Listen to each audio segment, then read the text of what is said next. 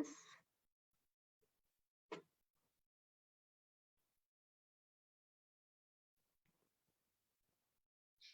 Setting up, setting up, setting up, done.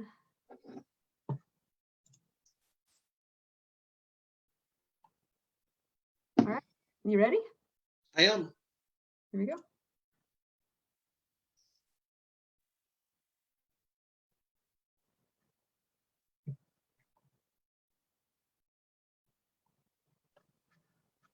All right, so we should be live now, hopefully. Some of you got to see me probably set that up here with our first Fireside chat that we're so excited to be joined today by Ricky Kidd. My name is Tricia Rojo Bushnell. I'm the Executive Director of the Midwest Innocence Project. With us today is Ricky Kidd, former client, dear friend, and now founder of I Am Resilience, his own organization, which looks at resilience and teaches us how we can get through all kinds of things. And I thought there's no one better to talk to us today about what I think everyone's going through around the country in terms of the pandemic and the coronavirus crisis. So Ricky served over 23 years for a crime he did not commit, a double homicide here in Kansas City, where even at the time of the crime, we knew who had committed it. Those individuals were suspects at the time, and Ricky had a very solid alibi, which included a part of that time being at the sheriff's department. Yeah. But that wasn't enough, and there were so many things that I think we can learn about what we can't control that Ricky still served 23 years. So I'm hoping, Ricky, you could get us started today with what are some of the things that you think or lessons you've learned that would be helpful to all of us today who are going through this new experience of something we never could have imagined. Sure, absolutely. Thank you, Trish. One of the things that many people ask first is, even though we hear the word resilience or resilient, people really don't know. They kind of have an idea, but they often ask, what is that word? Like, what does it really mean? And so I really just want to first start by saying what the word or what the Webster Dictionary of resilience actually means for everybody. And that is the capacity to recover quickly from difficulty or toughness. It's also known to be, it's also described as knowing how to cope in spite of setbacks, barriers, and limited resources. There's a synonym that I like that's associated with the word resilient. And that synonym is called supple. And supple is being able to endure strain without being permanently injured, right? So I really kind of just want everybody to understand, what exactly are we talking about? What is it that that Ricky supposes he have? What is he supposing that we can have? And what does that really look like? And so now turning back to your question, what are some of the things that we all can do while going through COVID-19, this massive crisis that's impacted the globe all at one time? Those 5 keys that I talk about is getting anchored, get moving, access or find your energy, access perspective, and then be selfless. And when I actually go around and teach on these things, we do a full unpack, a full breakdown of what each one of these means and how they really apply, not just how they apply to my life, how they can apply in other individuals' lives. Can you say those 5 things again? Can you say those 5 things again? Yes, sure. Get anchored. Anchored? Uh-huh. And what do you mean by getting anchored? Getting anchored, which is getting still. So getting anchored is getting still. When Trish, when we're first hit with a blow of challenge or difficulty, it can knock the wind out of us, and it can leave us feeling like we don't know what to do. So we got to get still. I like to reference it when there is something going on in an institution, right? Maybe some type of shooting or something. They tell you to anchor in place, right? Don't get scattered, anchored in place, right? And then also get anchored as it relates to maybe your religion or your faith, or so it has a double meaning, to get still, but also to get in a place where you feel like you're not about to float away. So what were the things that were anchors for you while you were incarcerated? Mine would have been my kids, my family, my religion. So I was able to get anchored in God, I was able to get anchored or find where I needed to get still, or I needed something to hold me down. What was it that held me down? And it was really my kids and my God. And then the part of getting still, prison forced me to get still because I wasn't going anywhere. COVID-19 has forced us to get still, right? Because we're anchored in place. There's the stay-at-home order. So we already, the government and the CDC has kind of already done that for us, right? Or guided us in that direction to get still, which then moves us to key number 2, which is then at some point you got to get moving. So even when we are physically still, we have to mentally still be able to get moving. For 23 years, almost a quarter century, I was not physically moving, but I kept my mind moving. I started thinking about, and this is what I encourage people to do, even right now, to everybody that's listening, get moving mentally. Like, what do you want this to look like when COVID-19 is over? What can I do now? So don't become paralyzed and don't do nothing and maybe sit on the couch or maybe get lost in your TV. These are unique opportunities, and these challenges really can set us up to discover who we really are on the inside, maybe even reveal some of the things that we might really want to do. So what were some of the things that you would do that were getting moving when you were incarcerated that you're still doing now, or that you think could be helpful now? I'm sorry, ask the question again. Yeah, so you're talking about getting moving and making, I hear you saying maybe making plans and keeping those things. What were some of those things that you were getting moving when you were incarcerated that have carried through and are things that you're doing now that you think are useful? Are there specific? Oh, that's great. That absolutely, Trish. That's a great question. So I had a life without the possibility of parole sentence. And usually programs and rehabilitation programs for people who's going up for parole. I never was going to see anybody as far as my release, but I first began taking programs, got moving. I then started teaching those programs. I then elevated myself to where I was actually implementing programs to the institution where other men were able to, those who were going home, I was able to share with them how to kind of get themselves in order, how to kind of go home. I also did plays while I was in prison. We was locked down in 2018, I believe. There was a riot at Cameron facility. We was locked down for about 9 months. You're talking about sheltering in place. You're talking about getting still, right? And then you're talking about going insane because you're in a cell with another individual the size of a bathroom. We're eating bologna and peanut butter for 9 months, 3 times a day. It can drive you crazy, folks. But what I did is the same thing that I'm asking people to consider, I did myself. I kept my mind mentally moving. I said, what can I do in this space? And one of the things that I did that I'm very proud of, and it directly correlates to the question you asked, is I wrote a play. I wrote actually 2 plays in the 9 months, but one was called Gone in a Dash. And it's in the hands of the Kansas City Repertoire Theater right now. It was something I could do then, where I kept my mind going. It was therapeutic. I didn't go too crazy. And then I was able to actually put it in some type of application later. Now, as a free man, maybe it will help, lead me towards a successful career path. So there is tangibles when we talk about these 5 keys. And we produced one of your plays when you were incarcerated still, right? So even when you weren't able to sort of see the fruits of your labor, you were still able to do that. So yes. I guess it sounds to me like there's a level of belief that has to happen there in believing in order to say, even when I can't see the results, I'm still going to do it. And I know that for those of us, I think anyone who's working in innocence work, right, we still have to believe that the outcome is possible, even when it might take a very long time. And I'm wondering if that's something that you think is relevant today for folks who are at home, maybe saying, I don't know, I can't see the end, I can't see the outcome, I don't know what that's going to be like. How should they be continuing to address that feeling? Yeah, sure. Well, there is faith, right? There's a hope, there's a belief that a thing or a difficulty or a challenge will come to an end. Stephen Covey writes in his book, 7 Habits of Highly Successful People, begin with the end in mind. And so I love that chapter from Stephen Covey because it allows us to say, okay, this has an end to it, right? It either has a universal or a natural end, or we can participate and help bring it to an end. But one thing for sure and 2 things for certain, typically difficulties and challenges end. Mine lasted 23 years. but I am living proof that it did come to an end. I do not suspect that COVID-19 will last 23 years, right? So it may last another 30 days, it may last another 60 days, but the reality, folks, is it's going to come to an end. The government is going to be able to get a handle on it. We're going to eventually get our lives back to normal. And so we have to begin to understand that, right? Perspective.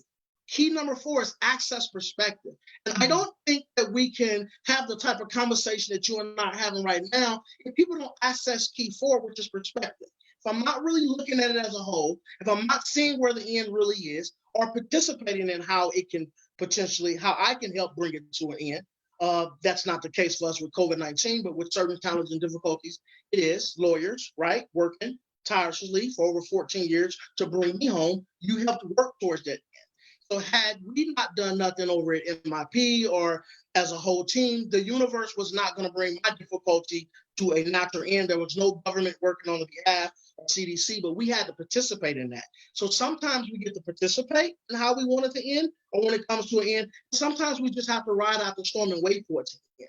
But I just want people to know that COVID-19, we're going to have a post-COVID-19 experience, and really to adjust your mind to that, begin realizing what it looks like, and then start taking actions towards moving towards that. So, well, I mean, you're talking about a post-COVID-19 experience. There was a post-incarceration experience for you too.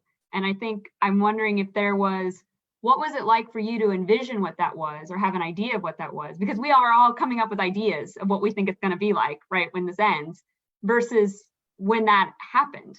What was that experience like for you? Right. Well, these are really, really good questions, Trish. They really are, because I had to envision. People have asked, Rick, I've been home 7 months. August 15, 2019, thanks to you guys. I was able to be extricated from my nightmare. And people have asked, like, you don't really seem like you've been incarcerated, or you kind of adjusted a little bit better. Not that I haven't had some issues. Why is that? And that is because I imagine what post-incarceration looked like. I pretend, people used to say, kid, why are you taking programs? You never going home. Or why are you doing this? You never going home. But I visualized going home. I worked in the office space of the prison. And it taught me office skills. It taught me how to file papers away. And people thinking, like, why would you need to learn those things for a person who's never going home? But again, I imagine life after 23 or 24, 20, whatever it was going to be. It happened to be life after 23. And I began to prepare myself. So again, that's a really good question. Listen, folks, I promise you, and I think it's safe to make this promise, that COVID-19 is going to have its end period. And we really need to begin to imagine what we want it to look like. Some people, Trish, have been laid off, right? And not able to go back to work. But some of those individuals are entrepreneur-minded individuals in the first place. They just wanted some space or a little time to maybe develop their ideas. This is giving them space. Some people may have wanted to switch careers path and do something different. This is an opportunity. It's like, this happened. I know it's happened. It's gonna come to an end, and I get to participate. You know, Trish, I often say that we don't get to decide how our tragedies or difficulties or challenges begin, but we do get to participate in how they end and what we want them to look like. One of my favorite quotes on the stoop is, the pen is in your hand. The pen is in your hand. So we get to participate and write what we want that narrative to look like. It really is true. It's factual. I did it. Other people watching could do it, and we really will get through this. So, well, I mean, in talking about all these things, right? We're talking about what it was like for you that was incarcerated and how it is now. And I think about it because right now you'll see a lot in pop culture, on social media, folks are saying, oh, I'm in my house, I can't leave my house, right? It's been for various people somewhere between 15 and 28 days. I feel like I'm incarcerated, right? This must be what jail's like. And I'm curious, when you hear that, what you think about that. Are there similarities? What are the differences? What's your perspective when you hear somebody saying this is like? Well, first, I would like to say, yes, it is like prison. So welcome to lockdown. That feeling. But on the other hand, it is, but it isn't. But let me just talk real briefly about how it is. all right? Because people get to imagine, people first can only imagine what it's like to be incarcerated first, right? Just the best glimpse they have, usually, if they don't have a loved one incarcerated or they're not working in this field, is TV programs. The COVID-19's shelter-in-place order really gave people, perhaps for the first time in experience, what it's like to be inside a space and not be able to go anywhere, right? So to that extent, it is true.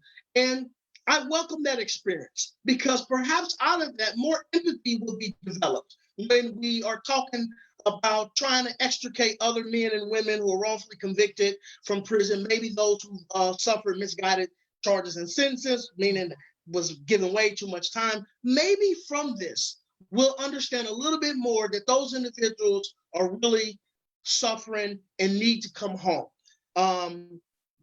But the other part I really want to be careful about and caution everybody is that your home usually have multiple rooms and you have a whole home and it's not the size of your bathroom.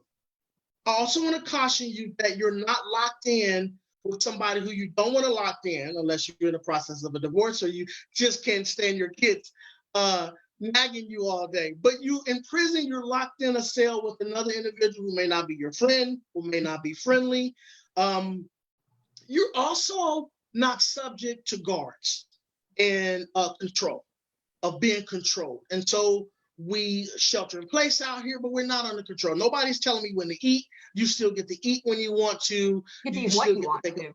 You get to eat what you want to. You get to take a bath when you want to. You get to get on the phone when you want to. All of those things in prison are not taking place. So I really want to be careful too, because on the other hand, Trish, some people might say, well, this isn't too bad. Careful. Because there's a lot of added elements that make a prison setting, a lockdown prison setting, far worse than what we're experiencing. So I really want the contrast to be understood. That on one hand, yes, it does feel like that when you're not able to go anywhere and you haven't been anywhere in 2 weeks or 30 days.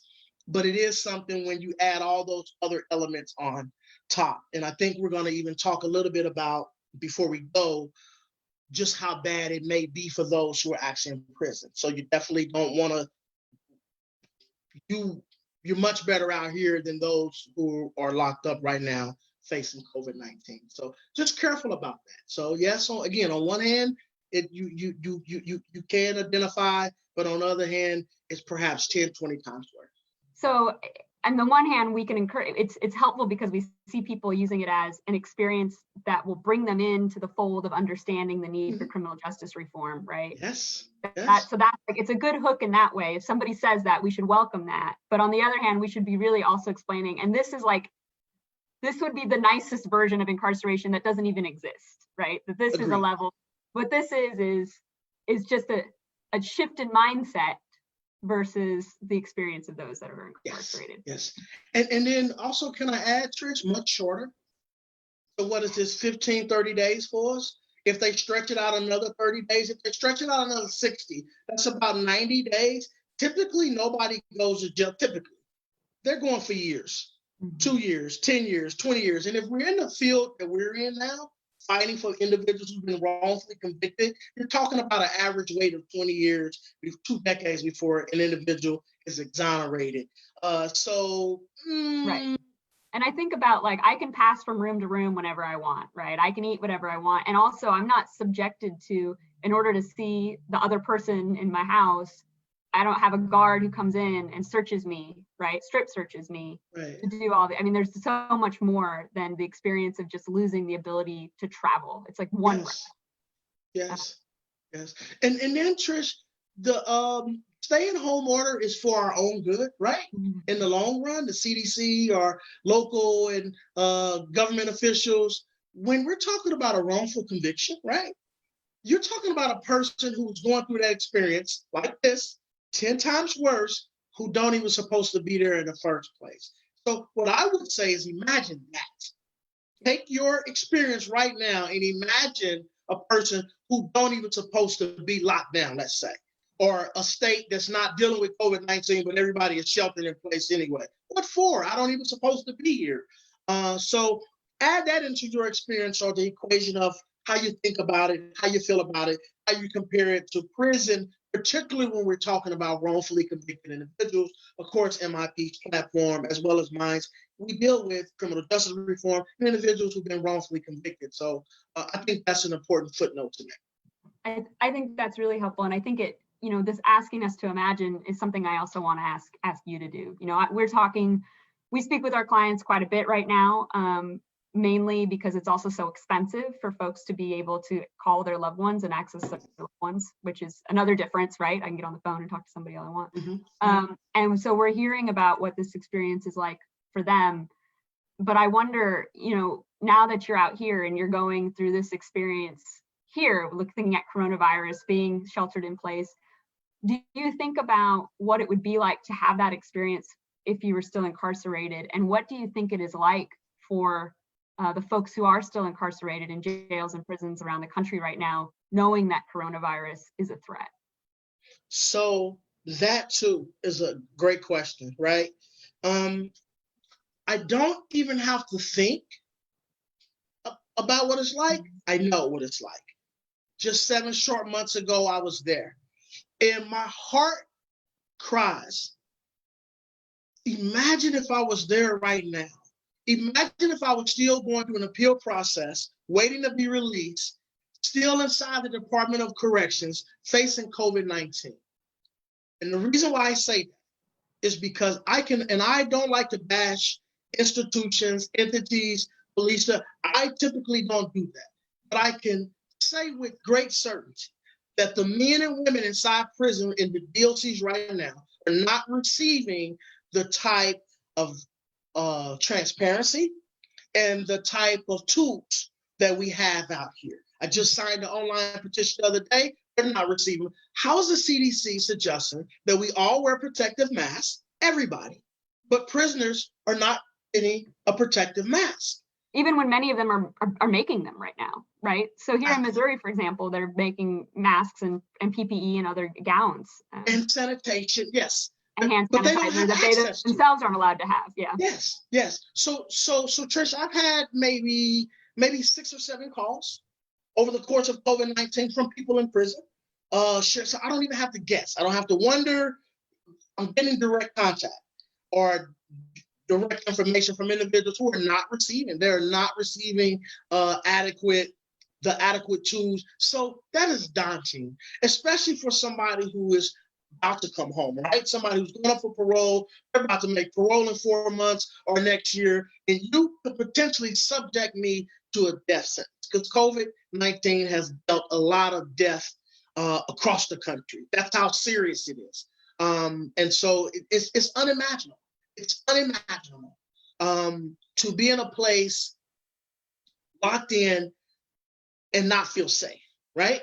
And have nothing you can do about it. I think about that so much. Like, I can stay in my home, I can socially distance, I can hand sanitize, I can wash, I can do all these things that I know are protecting me and my family and my loved ones and the community around me. But folks who are incarcerated don't have that opportunity. They can't make those choices. Yes. And I have to say this, Lamar Johnson, who we know is innocent, without a shadow of doubt or contradiction. Everybody knows it. Tricia, the world knows, and I know you guys know it because you represent him. He's absolutely innocent. He's waiting in prison under the conditions of COVID-19 right now over technicalities that the state of Missouri want to argue. He could subject himself, or he could be subjected to the virus and not make it. What about Jonathan Irons, who just released, who just received a judge's order that he was innocent, found to be innocent and deserving of relief, but the state appealed it, which means he remains in jail. He remains under this. Right. If we scared, I'm sorry. I was gonna say, well, and to talk about Lamar Johnson, who you know really well as well, right? So Lamar Johnson, not only, so we represent him, and not only do we believe that he's innocent, the very prosecutor from the office that convicted him reviewed the case and said that he's innocent, right?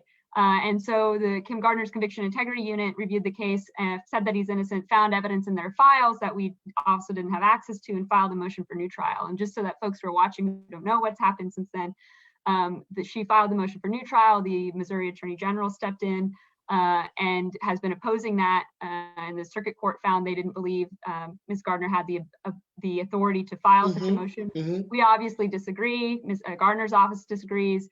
It will be heard by the Missouri Supreme Court on Tuesday. So we are figuring that out. But I mean, that is the very question. It's going through all of these things. And meanwhile, when there's no dispute between the prosecutor and the defense that Lamar Johnson is innocent, he's sitting there in prison right now with coronavirus, a very real threat.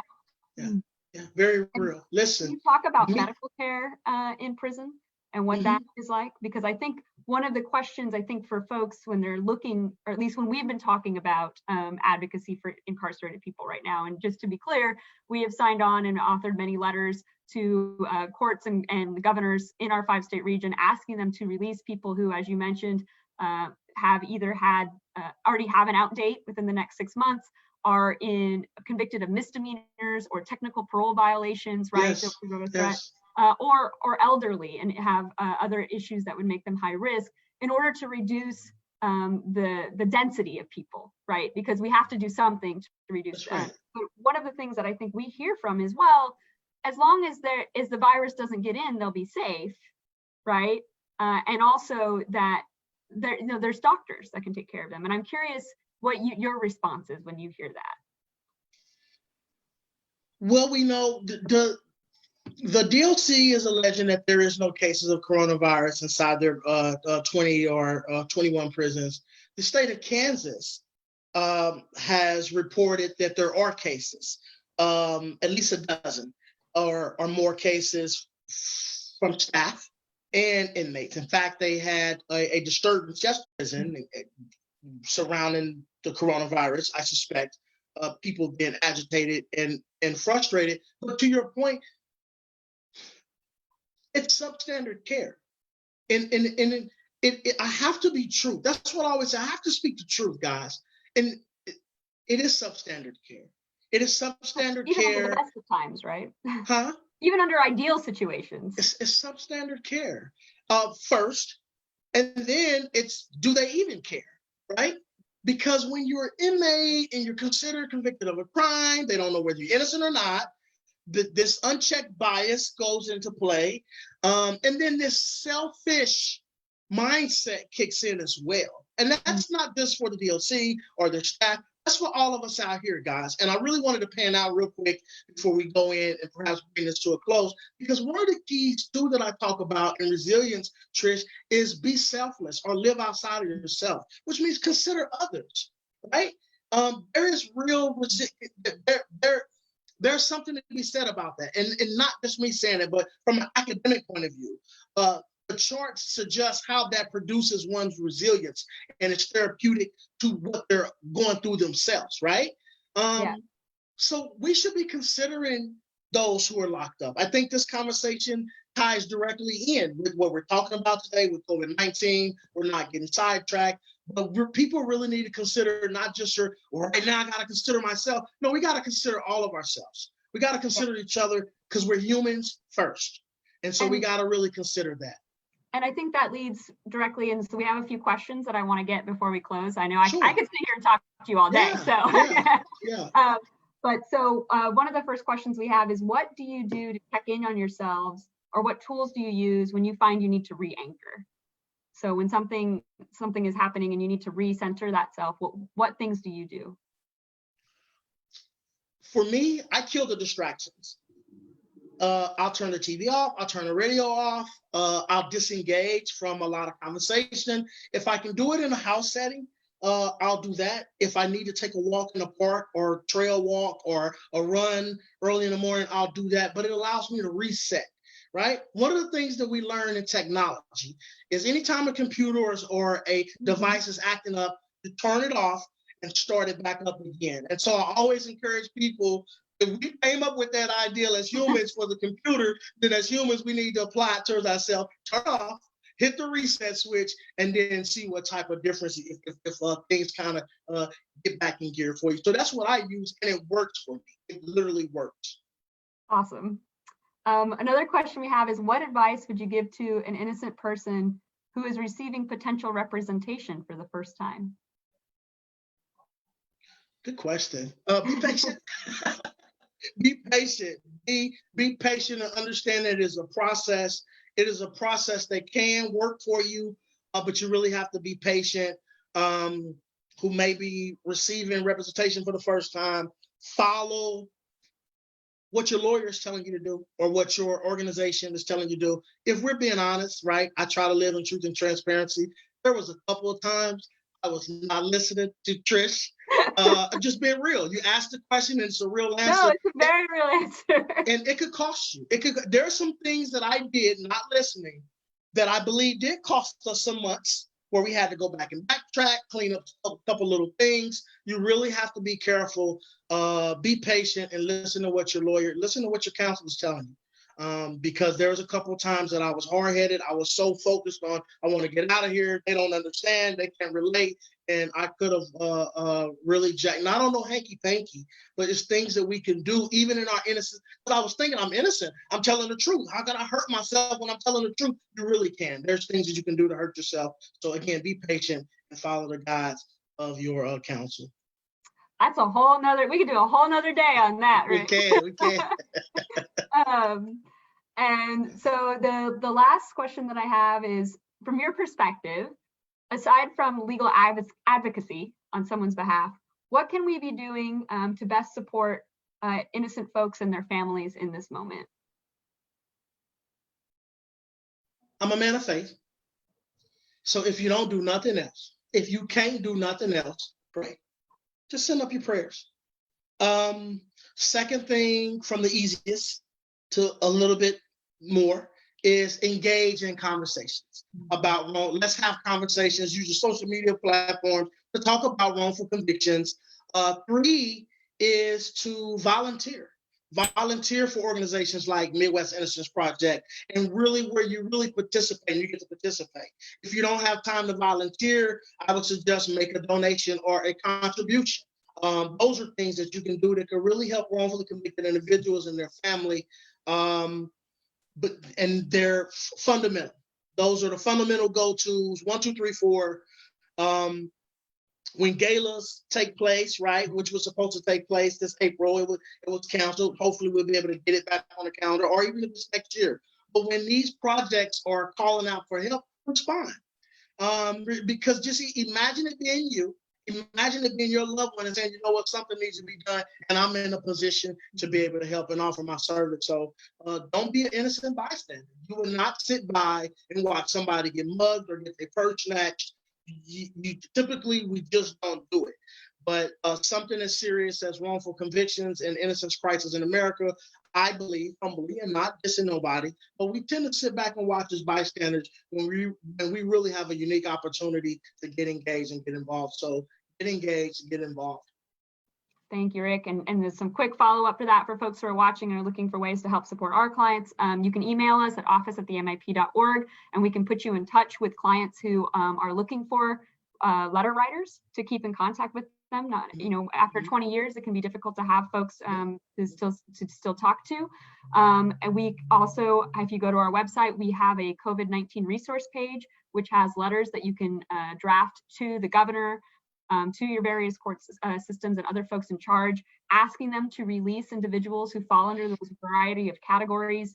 That will make it safer for people who are incarcerated, and honestly safer for all of us, because when the jails or the prisons get hit with COVID-19, that means our hospitals will also be hit with it all at the same time.